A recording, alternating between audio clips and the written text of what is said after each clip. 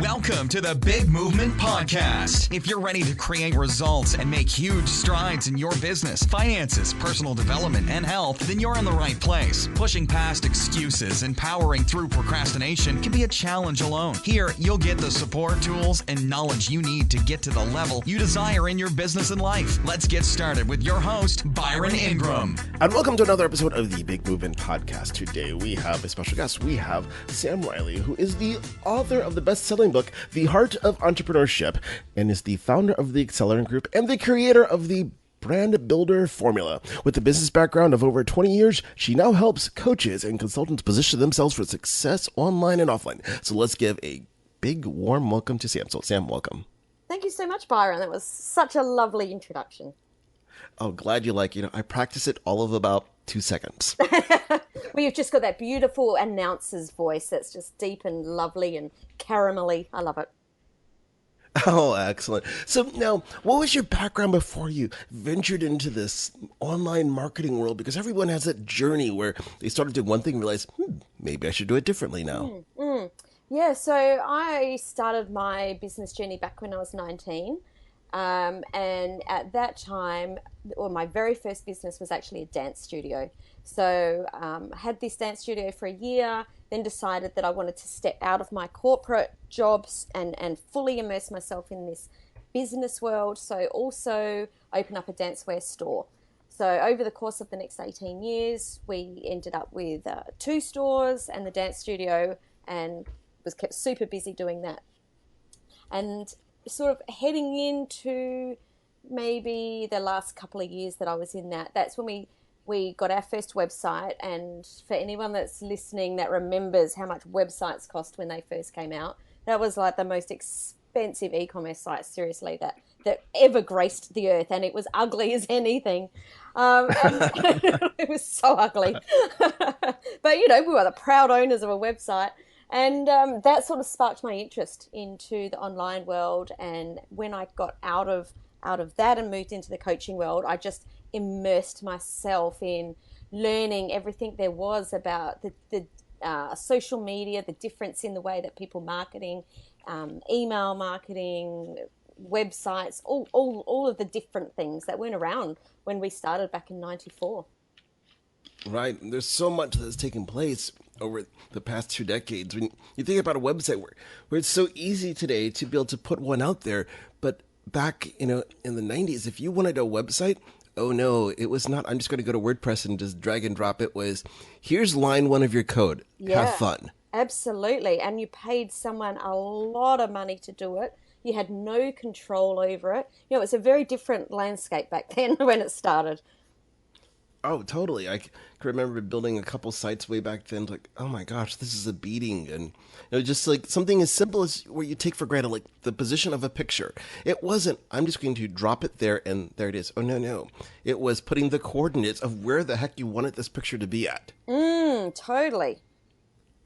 And that was like, no, that's not right. Okay, let me change a little bit more. Almost a little bit more. It was that for hours on end to get one page to look just the way you wanted it to. Yeah, absolutely. So sometimes I think people today like, this is so hard. Oh, you don't even know what hard is when it comes to putting together a website. Yeah, well, we're taught that, that was early, far out. When we started our business, there wasn't even such a thing as email. I guess to someone that's 10 years old, 2 decades seems like a long time, but right. It feels like just yesterday. And, we were doing our accounts on ledgers, with a pencil, for goodness sakes, let alone, using a spreadsheet or now using, cloud accounting software. It's so much has changed in what feels like such a short amount of time. Oh, yes, exactly. Technology is always evolving because there's so many more resources to be able to market a business where the barriers to entry, I don't want to say they're non-existent, but they're pretty darn close. It's very, very different landscape. Right. If you have an idea now, there's the possibility of building a business around it without thinking, well, I need tens of thousands of dollars of capital to get this idea going, versus now you have an idea, okay, just put in a couple hours of work and you're up and running. Yeah, totally. And anyone can do it. Kids at primary school could manage to do this and be making a lot of money in a very short amount of time. not having to go to a bank and take out a loan. And it's so different, and it's great. Like, how awesome is that we're alive in this time to see these amazing things evolve. Right. It's a great thing because now everybody has the opportunity to be able to change the outcome of their financial future if they just take the action. But it also involves changing your mindset, changing your belief system of what's possible. Because you think about the education system out there, people are just sort of, if you go to school, you keep your head down and you study hard, you can go and get this job, versus here's how you can build something and make however much money you want. Yeah, well, the education system wouldn't make the crazy amount of money that it makes if it taught the students that all of these things are possible, right? Right. They're telling these children this is the way it is, and then you go to university or college or whatever. But if that didn't happen, then what happens to universities and colleges are businesses too. So it's quite an interesting mindset shift. And they still have their place in this world, don't get me wrong. I don't want someone cutting open my head and operating on my brain if they've done an online course. Like, there's still totally a place for those. But, if that's the traditional form of education isn't the path that you want to go down, then it would be great if we could help our children understand that there are all of these opportunities available to them. Right. When you said the whole idea, like brain surgery, I was envisioning someone, an operator, like, hey, okay, go to YouTube, type in this. We've got a bleeder. Can you just go and do a Google search and figure out what to do? Right. Oh, slow it down. I missed a part. Let's not go there. Right, exactly. Education has an incredible place in society, but we are at that point now where if it's not something where you want to become, let's say, that high-end surgeon or something like that, you could just dive right in there, because in some areas, things are just transforming so much. You think about the ways that you can market and promote your business now. Some of them didn't exist just even a year ago. Oh, absolutely. Absolutely. So, and you would know this more than me, the Facebook advertising, that the local advertising that you can advertise if you're a restaurant just for people that are in that area. That wasn't around, a couple of years ago. That's fairly new. Right. But, exactly. Facebook's been around since 2007, 2006, maybe. Yeah. But yeah, it changes so quickly. So, it's really worthwhile staying on top of learning what's out there and available. Right, exactly. You have to stay on top of it. Otherwise, you can quickly find yourself out in the cold. You look at the number of businesses that they're stagnant because they haven't embraced change. Correct. That is absolutely correct. So as you're working with your clients, what's one of the most common things that you see that's holding people back from achieving the success they're looking for? Oh, the very first thing that's coming to mind is probably the people that have made the step over and have embraced, social platforms and email marketing, and websites and the online space, and they're not seeing the results. And it's actually because they're not 100% clear, or not even 70% clear most of the time, on who their ideal client is. Like, who is the one person that we're speaking to? What are they doing? How do they speak? What are their actual wants and needs and frustrations? And I find that most people just put out this blanket message that's being heard by no one because they're not very clear who they're speaking to. Right. And that is so critical, to be crystal clear on who your ideal client is there's nothing worse than someone having the fear of missing out mentality, because it's something I see out there. Because you think about how many people will say, but what if someone goes to somewhere else? And if they do, they do. Exactly. If you're not tuned into that specific audience, they're not going to resonate with that message. It's kind of like saying, you're going to market basketball tickets to someone who likes watching soccer. It might not go so well. Yeah. If someone asks you who's your ideal client and you say, oh, it's everybody, then it's time to take a step back and know that that's where the crux of the problem is. I was working with a client last week, and we were talking through, no, this guy, I'll pre-frame, is a super, super, super smart guy with a rocking business, but he just couldn't get to the next level. So extremely profitable and successful. But he said, oh, the half the people that are coming into my world, his words were schmucks. He's like, they're not my ideal clients. He said, Sam, can you help me? There's something there and I can't see what it is. And when we started delving deeper, what we discovered was that he had actually merged two avatars together. So he'd started off quite crystal clear, but wavered off at some point and started to merge two different messages together. So that was only a couple of weeks ago. We pulled those two apart and I said, stop speaking to that person over there on the left. Let's totally 100% make your message to this person over here on the right. And he just, seriously, he's making sales, like doubling his sales every single day just by speaking so clearly to that one person. And that is the epitome of it, is speaking to that exact audience. When you were seeing the whole thing about marketing everybody, the only time I could think of, if someone had a business, let's say, that marketed, let's say, clean air, I think that's something that everybody could use. Yeah, probably. But outside of that, but even then, the message for the mum that wants to purchase the clean air, probably because she wants her children to be healthy and it's all about family, and the way that you would market to a single 20-year-old male who just wants to breathe in that clean air so that his hangover doesn't feel as bad the next morning, right? Those messages are still very different. So even if you do have a product that can serve everyone, you still need to speak to the one person. And in that case, there's multiple different avatars, but still need to make sure that message is directed to that one person. Right. And that's so critical because people forget about that. They want to have a catch-all and not realize people respond to messages differently. And if you try to do the one-size-fits-all, it's not going to work so well. There's very few things that you can put out there and say it's going to meet everybody's needs. I would say things like, let's say, the iPhone.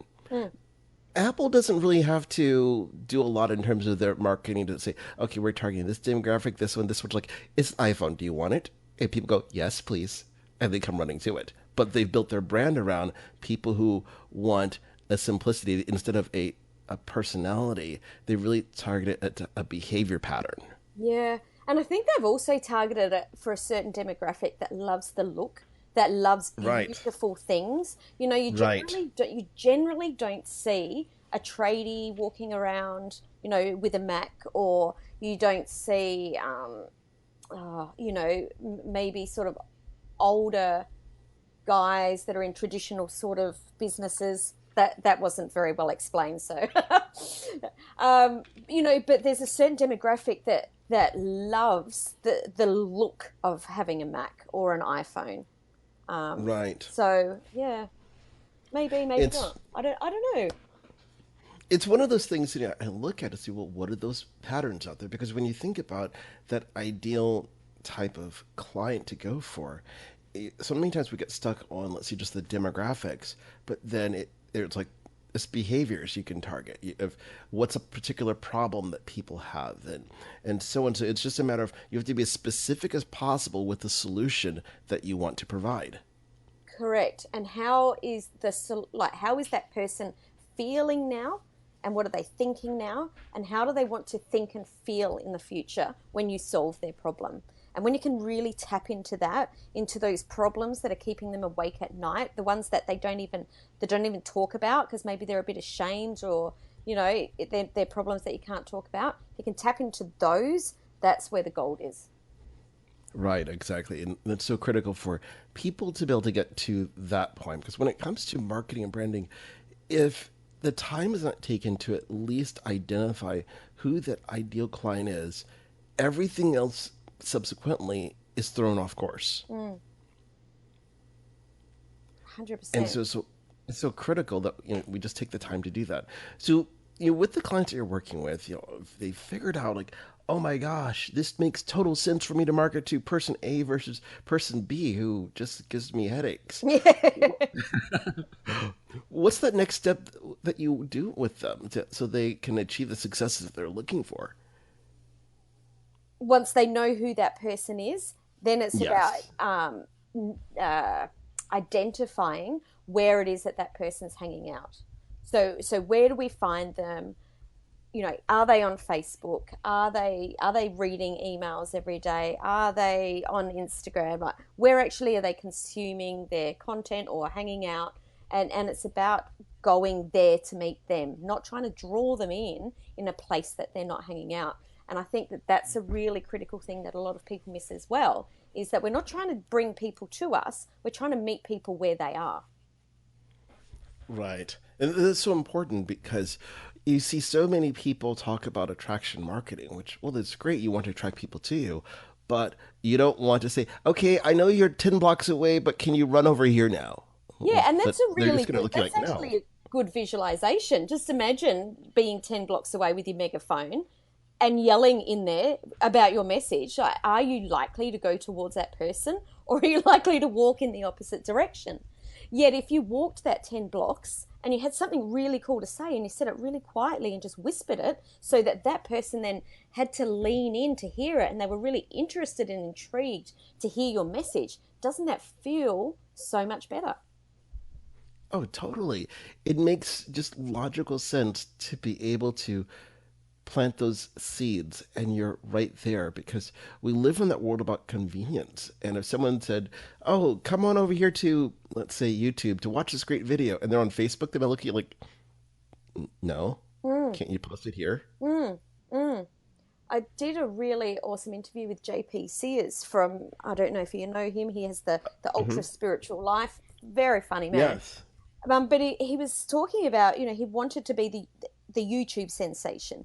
And what he did was just focused on YouTube and, you know, didn't put anything out on Facebook or anything else because he was scared that people, if they left YouTube, that wouldn't grow. He said, but after a little while, he thought, oh, let's give it a go. And what happened was when he did start posting to Facebook, everything grew. YouTube grew, Facebook grew, then Instagram grew. So it was about going to meet the people that were already there so that more people could see the message instead of trying to drag them all over to YouTube. Right, exactly. That's the key. It's you can be able to have people check out pieces of content from different places, but then it all comes down to one simple thing. Where are you going to build a community at? Mm, hmm. Because And when where you that community is, how are you going to deliver that content? I've got to be brutally honest. I have no idea how to use Snapchat. Absolutely no idea. I've got it. I keep looking in it. I'm like flicking between screens, going, I'm so lost. I don't know. My kids think that's great and they want it to stay that way. But you know, I'm sure that the people that market on Snapchat are doing something very different to what they're marketing, say on Facebook or on Medium or on LinkedIn. You right. know, so it's about thinking about that native platform too and respecting the platform. Right, exactly. And it's funny you mentioned Snapchat there. We live in that world where some people say, but you have to be on all these different platforms. I've probably done a grand total of maybe 5 snaps total, and it's like I don't care. And it's just Yeah. because the people I want to connect with, for the most part, they might be on Snapchat, but they're just kind of doing it to check things out. They're not really on there actively to engage with people. So it's like, why am I going to invest my time and energy there?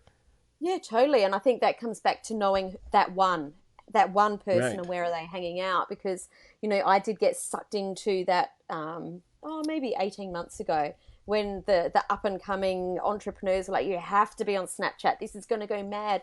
And then after a while I thought, actually, the people that I work with, you know, the high-end consultants, are they really hanging out on Snapchat to look for my content? No, I don't reckon they are, hey. Right, exactly. It's your audience, and it doesn't make sense to start diluting yourself by being on every single brand, you know, of platform. Because otherwise, what happens is, if you say like, "Well, I need to be on Snapchat. I got to use Instagram Stories. Oh, wait, I need to do Facebook Live. Oh, wait, let me do Periscope. Oh, let me create a little YouTube show." Before you know it, you're not doing any work. Yeah, and also that message is very diluted rather than Right. having it concentrated in one space so someone can actually start to follow you and start to really um, I was going to say get addicted to following you. That's not what I mean, but the word's not coming. But they start to look for your content and start to notice you. But if you're not there all the time, they don't notice that you're not there. So it's really important to be consistent. I believe, more consistent in one platform before you start diversifying, rather than just trying to be everywhere all at once. Right. And that in itself is powerful about being consistent on a platform, because so many people, what happens is they're not seeing results right away. So they figure, well, this platform sucks. It's not working. I'm going to go do something else. And then Yeah. they just keep this cycle going instead of, well, why don't you take some time, hire a coach, or at least dive in to figure out what's not working about what you're doing and fix it. Correct. And I find that with a lot of people, they're not very clear on what it is that they offer, or who they are, or their values, or their message. And I call it they're vanilla. They're just sort of saying whatever comes to mind, but without really understanding what their one message is. And when they're vanilla, they just blend in with everyone else, rather than going, okay, well, I'm actually really passionate about this thing, and it could actually send some people away, but that's okay, because they were never meant to be the people that were going to be in my tribe anyway. But the people that love my message, they'll like really, they'll want to hang there, because they'll be like, someone else believes in that crazy thing that we believe in. So be very, very clear on who you are before you even start to put that message out. Right, exactly. And that's so key, is that people need to know who you are, what do you represent, because you're going to attract people that get it. Like for me, one of those key components of people I love to work with, they're people who love to take care of their bodies, or they're into fitness, they're wanting to eat healthy, because then it's easier for me when I'm saying, okay, hey, let's reschedule this or pick a different time because that's my gym time. And they're like, oh, that works. Instead of like, gym time? Ugh. Yeah, exactly. Absolutely. And that's a really, really good point, because life is very, very different now than it was. We were talking 20 years ago, before emails, whatever. At that time, you advertised your business and the product. No one felt like they needed to get to know you, like you, and trust you in the same way that it's like now. Like, for people to do business with us, especially service-based industries, they want to feel like they really know you as a person. It's not just your product anymore. So it's very important to attract those people that, resonate with what's important to you as well. Like you said, the gym time. Right. Exactly, because I look at it as well as little analogies. I see, like, you're sitting in a bar, and it's all closed off to you, and you get to invite the people that you want to be in there. Oh, by the way, you're going to be locked in there for 24 hours, so choose carefully. So who are you going to put in there? Obviously, you're going to pick the people that you're going to have the most fun with, or they enjoy the same things across the board, versus someone like, oh my gosh, I can be stuck in a room with this person. Oh, Oh, you I don't want that. love that. That is the best. I've never heard that before, but wow, that's so awesome to think. It's not just for 1 hour that you're hanging out with this person, it's 24 hours. That gives you super clarity right up. Yeah, I know exactly Right. the kind of people that I want to be hanging out with. That's great. Oh yeah, because right away when you think of it in that aspect, but if it's just 1 hour, you're like, I could put up with anybody for an hour, but 24, like, there's that list of people automatically kind of go, no, no, no, hell no. Yeah. Yeah, it's very instant of, okay, I know who I want to be there with and who I don't. Yeah, totally. Right. And that's what we have to do in our businesses, in terms of we build that community around the people who want to do the same things that we're doing to create that success and go for a ride in the process. Absolutely. And it makes a world of difference. So once you have people that have done this, like, with that one client there, what have you recommended to your clients to, when they're really getting out there, like, I figured out my ideal client, then to start amplifying their message so they start reaching them? How have you been helping people do that? Yeah, so it's really important to move that from a one-on-one conversation to a leveraged conversation. And marketing, I believe that marketing isn't just about telling people what you do. It's actually about opening and engaging in conversations, because we need to converse with our, prospects to find out if they've got a problem, what their problem is, before we just go, oh, bang, buy my product. That's like walking into that bar that we're locked in and asking someone to marry us before we've actually met them. You've got to get that relationship started and go, well, is this working? Do I like this person? Are we going to go on a second date? It's a long process. So getting that message out in a leverage way where people start to get to know you, a great way to do that is video, especially right now. Facebook Live is so hot.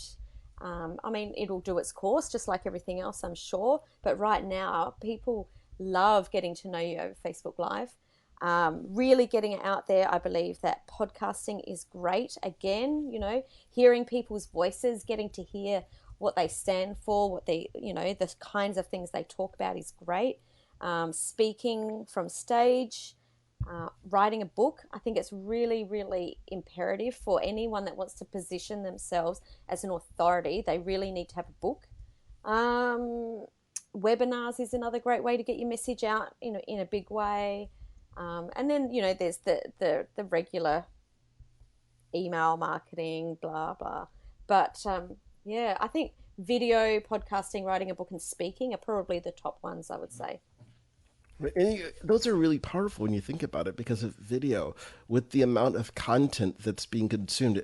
I wish I knew the number off the top of my head, but if you think about the amount of hours per day of videos that are watched on Facebook and YouTube, and then you combine that with the amount of content being created on each platform, it's an astronomical number.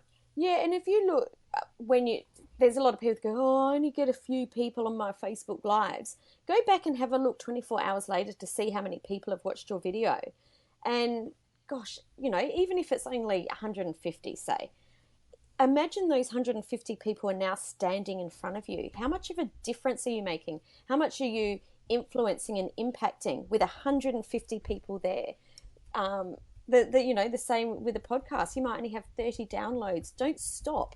Imagine those 30 people standing in front of you and know that those people have listened to you and you've impacted them in some way. So again, that's coming back to that, be consistent and just keep going, and you'll get there.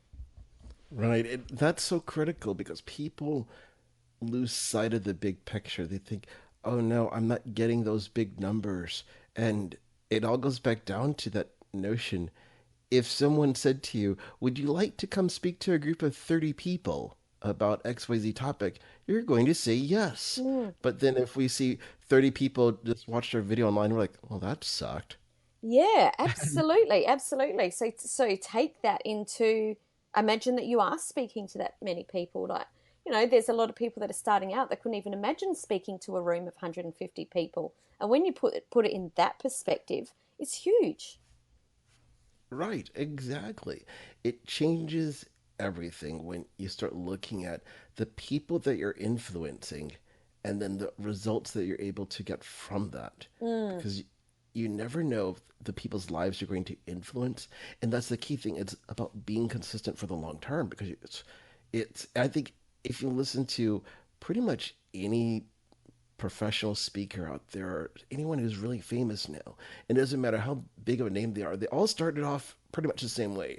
There was that small room, before you had webinars and everything else, and they had 10 people in the audience, 5 of them were family. Yeah. Exactly. Well, Gary Vee talks about this. I mean, there's no one on the face of the earth that couldn't say he is extremely successful at what he does. But I was listening to him not too long ago where he was saying his first episode of Wine Library TV, he said, I think the only 2 people that were watching was my mum and, my auntie, sort of thing. No, if he had have stopped then, he wouldn't be where he is now, because that was his online beginning. So, but he was extremely consistent. And I think we can all take a leaf out of the book that he has proven what can happen if you are consistent.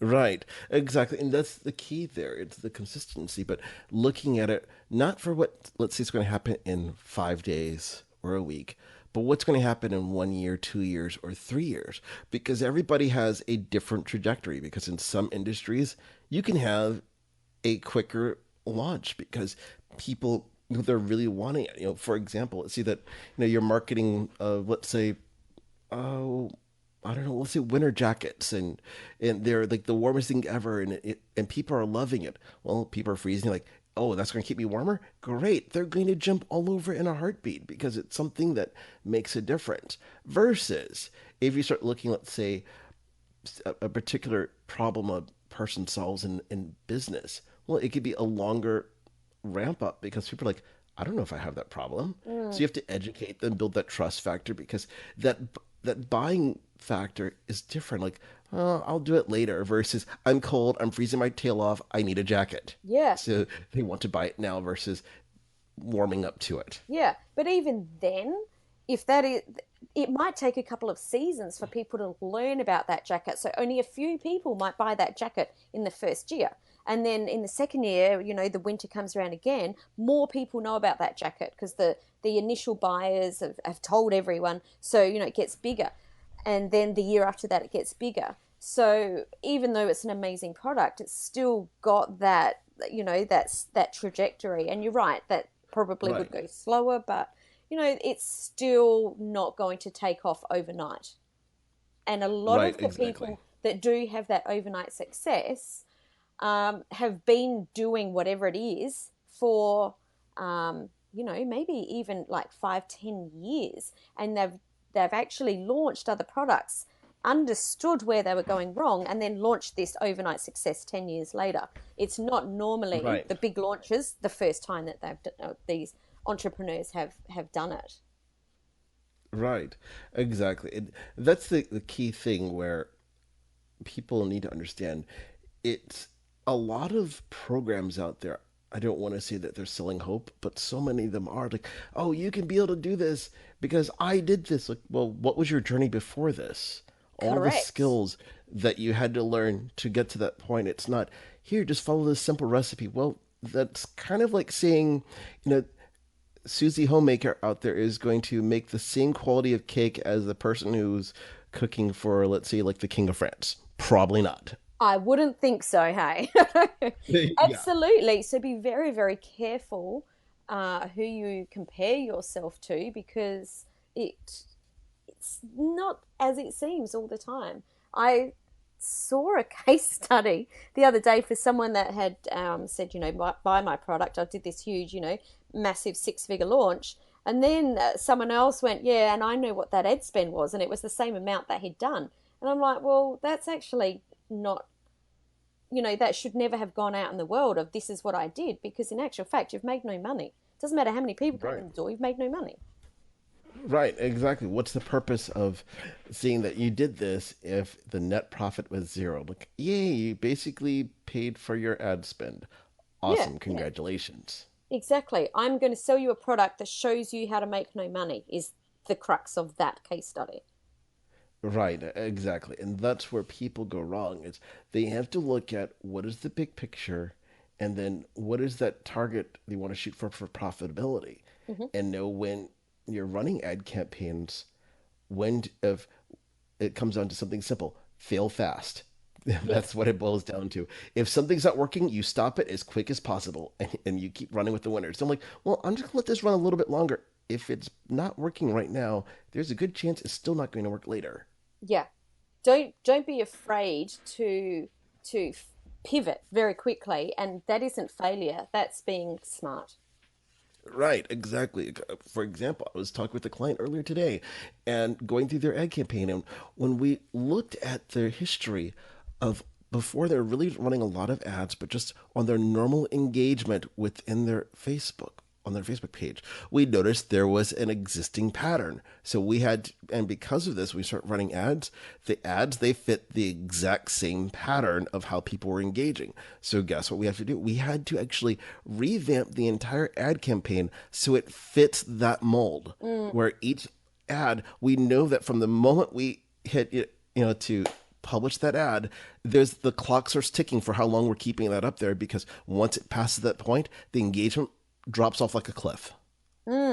So there was two things that I heard you say there, because that was actually really cool. The first is you almost need to be like a psychologist. You know, you need to really be aware of the drivers of the people and notice and pay attention to what they're talking about, the words they're saying, you know, not trying to talk in a different language. So the first thing I noticed was that you'd really paid attention to that.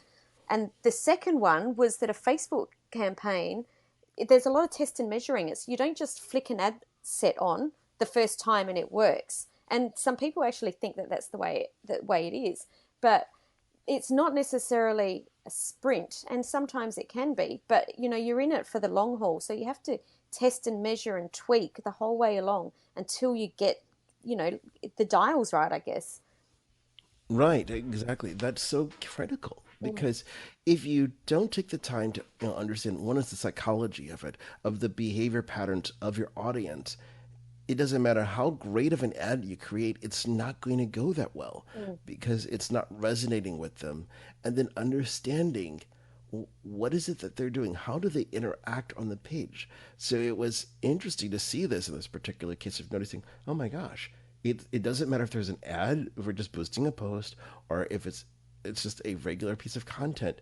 There's a lot of engagement for the first day or so, about 30 hours or so, but then after 36 hours, it just drops off. Like, this is fascinating. So because of that, with this client, we had to revamp everything so it fits the model of how people are behaving there. And that way it will ultimately increase the results. Does it mean more work in this case? Yes, but because of their business and we know the pattern, it's much easier to create success now. So you've gone to them. You haven't tried to keep beating your head against the wall and getting them to stay with you for longer than 36 hours. Right, exactly. Hey, we know this ad's not just going to stop performing that well after this point. Even if we're marketing the same exact product, we just put a different ad on it. Not a big deal. Awesome. So it's understanding those behaviors and trends which make a huge difference. So obviously, your clients, they're getting they're putting their names out there, so they're attracting the clients and such. What are some of those other things that you find that they need to be doing to create the success they're looking for?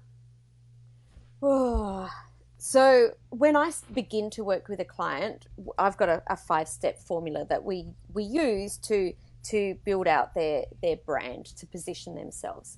So before we do any of that, and it's what I was talking about before, it's actually going like right back to the beginning. So we've sort of started at the top instead of starting at the bottom in this conversation. And getting really clear on their values and who they want to be attracting. And then from there, it's about how do we get that message out organically, because I think that you need people to sort of notice you before you can get that message out in a leveraged way. So how are you interacting on social media, in emails, on your website?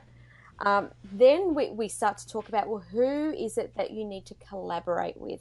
What sort of rooms do you need to be in to meet the right kind of people? Who are the kind of people that you can connect with to do joint venture partnerships, which I think are extremely critical in any business, is to have a pipeline of joint venture partners. And then the other thing we talk about, or that we work on, is what is their online product?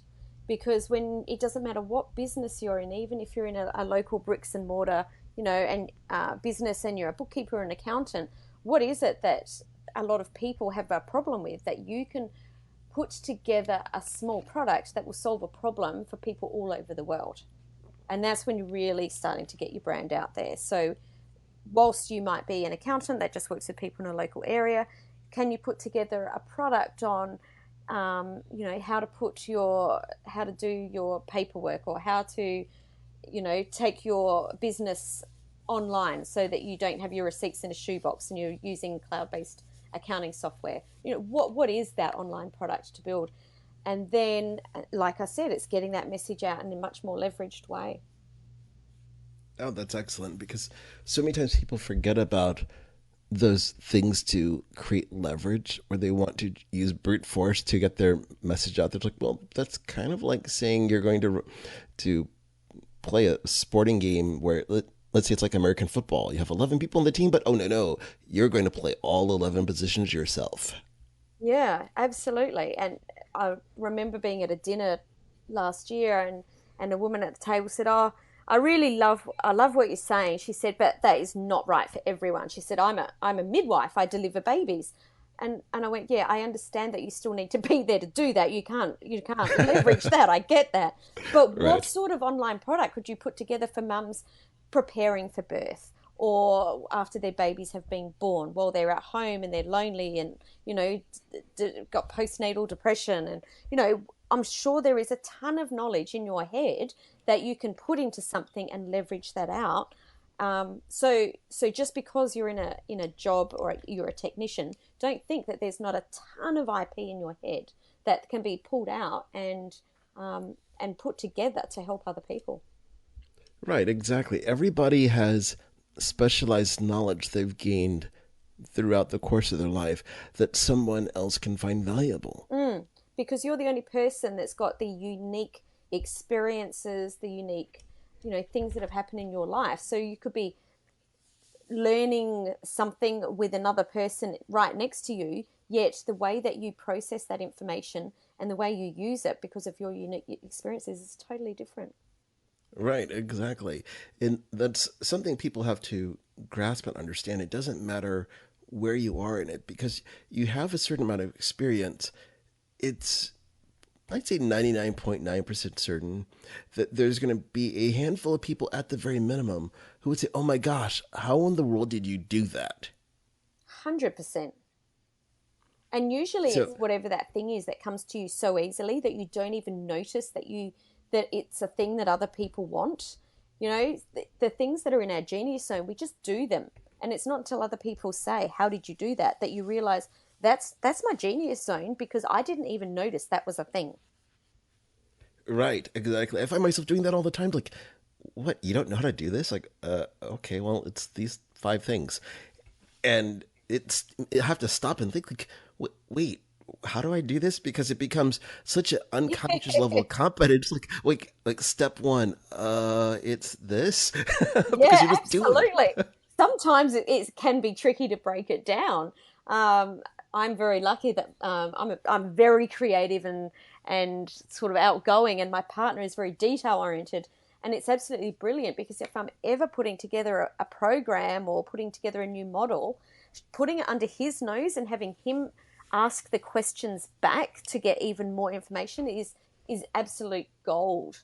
So asking someone else to feed it back to you is really great, because in our heads, we, exactly like you said, we don't even realize it's step one, step two, step three, because in our heads it's so easy. It's just, oh well, you just do that.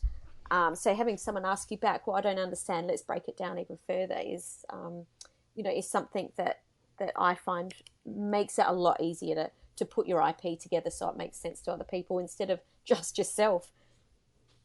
Right, exactly. Speaking of the whole IP and getting that product out there for people to market it, of what do you recommend for people to do? Like they say, okay, I have this idea.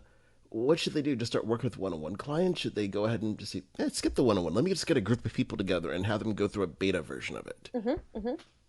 I think that's really, really valuable, because a lot of people will build something out. I've seen it happen time and time again where someone puts a lot of money into production, a lot of time into building out this whole course and launch it. And I know someone that did it with zero sales, and she put 3 months into this thing. She's Ew. devastated. So the way that I would build out an online course is start to notice the questions that people are asking around you that you have got the answers to. Then start to really understand, okay, so how is it that I can solve their exact problem, and put it into chunks, or buckets, as I call it. Like, what's the 6 buckets of the what you do that solves their problem? So at this stage, you haven't even built out the course. All you've done is said, okay, so the problem is that a lot of my business friends are told that you can hire a virtual assistant for a couple of bucks an hour and it solves your problems instantly. And what then I noticed was those same people were hiring the VA, and they were struggling to hire the VA. They didn't know where to find it, and then um, maybe they didn't have any systems and processes in place. So the VA was actually making more work for them. Okay, so maybe that's what I was hearing. Go, okay, so If I had a 6-week course that solved those problems, who would be interested? Start to get the feedback organically. People go, oh yeah, oh my God, yeah, we want that. Okay, cool. Let's see if this thing's got legs now. Let's put together a webinar, a webinar that sells this product that I still haven't built. And if people buy it, great. It's got legs. People buy it, then you build it out 1 week at a time, drip feed it to them, and you're building it as you go. So your 6-week course, from the as soon as that webinar finishes, if you've made sales, you start recording module 1. Right. And, that is the best way to do it, because there's nothing worse than seeing people, they're spending weeks or months. Like one person there spent 3 months on it. Well, why? If you look at it, if you just do that little bit of research of running a survey beforehand, putting a webinar together, hey, I'm going to do this webinar on these 3 topics, and you got sales, great, get to work, versus, hey, no sales, next. Yeah, and I think this probably will sting, and I'm sure we've all been there, but that 3-month product, or the product that some of us have built before we sold it, it's because we're in love with it. Not because anyone else is in love with it, because we think it's a great idea.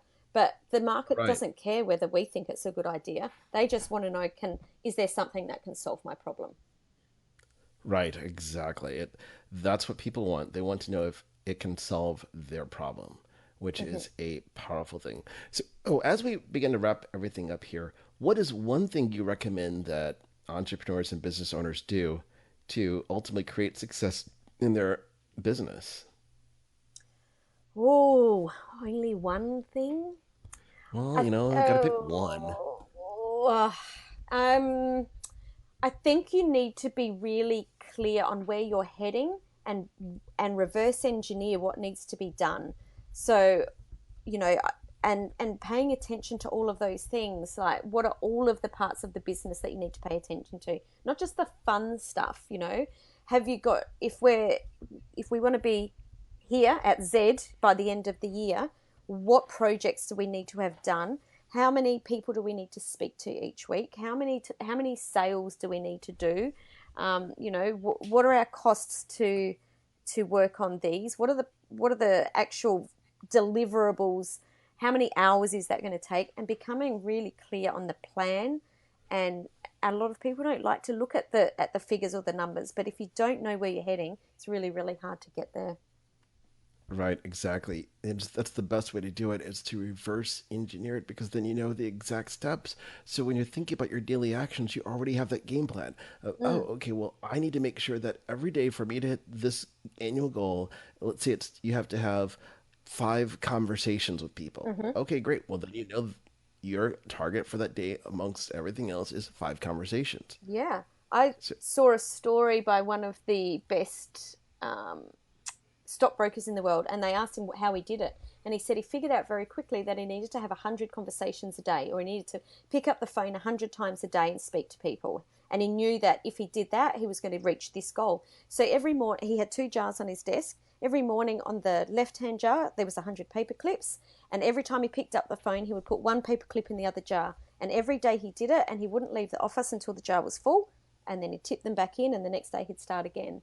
So and I'm the same. I've got 2 whiteboards here that shows everyone that I need to ring, who are leads, prospects, who do I need to speak to, who do I need to follow up with, how many sales have I done this week, because I need to see it there so that I know exactly what needs to be done next.